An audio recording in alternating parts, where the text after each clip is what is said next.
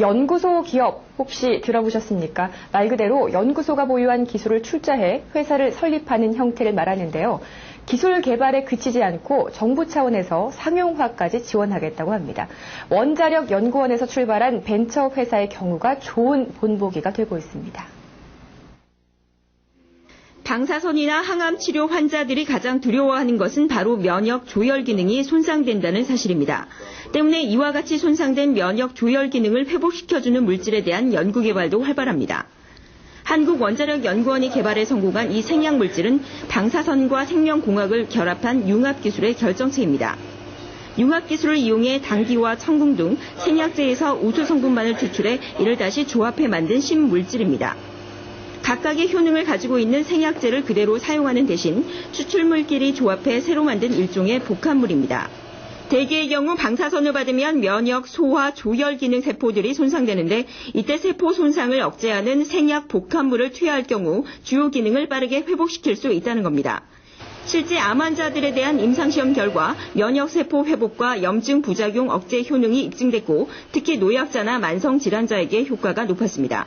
대부분이 최종적인 효과를 위주로 검증을 했죠. 근데 의약품으로 가기 위해서는 그 중간에 작용하는 어떤 메커니즘, 작용 기전 혹은 유효 성분 이런 것들을 다 하나씩 다 규명을 해야 되는 것이 더 남아 있습니다.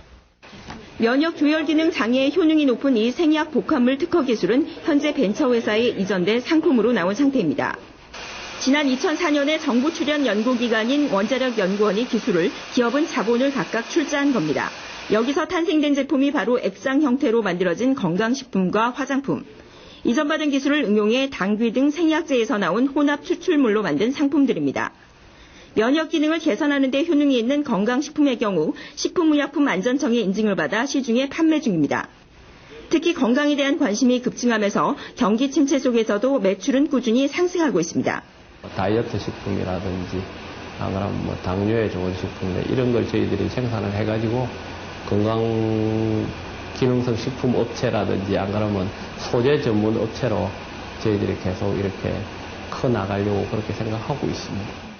앞으로 천연물을 이용한 신약 개발에도 주력해 노인성 질환 예방과 발모제, 아토피성 피부 치료제 등으로도 출시될 것으로 보입니다.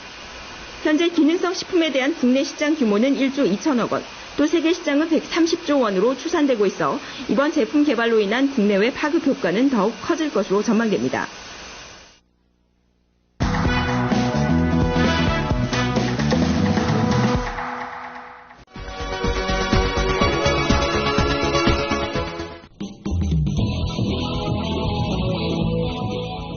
현대인의 생명을 위협하는 대표적인 질환, 암. 현대의학의 3대 암 치료법은 외과적 수술과 항암제 및 방사선 치료. 하지만 말기암인 경우 암 완치는 고작 20%. 첨단 현대의학도 암을 불치병으로 남겨놓은 상황인데 현대의학이 풀지 못하고 있는 불치병들, 그 해법을 면역력 강화에서 찾고자 하는 시도들이 새롭게 관심을 모으고 있다. 이런 가운데 산학연 학동의 면역 연구 개발은 경쟁력 있는 조치를 연이어 내놓고 있는데 과감한 투자와 지속적인 연구로 부작용 없는 면역 치료에 도전하는 우리 의료계의 변화.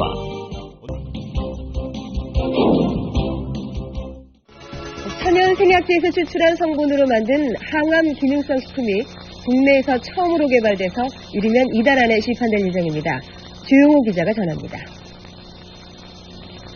항암과 암치료 부작용이나 성인병을 예방하기 위해 개발된 기능성 식품입니다.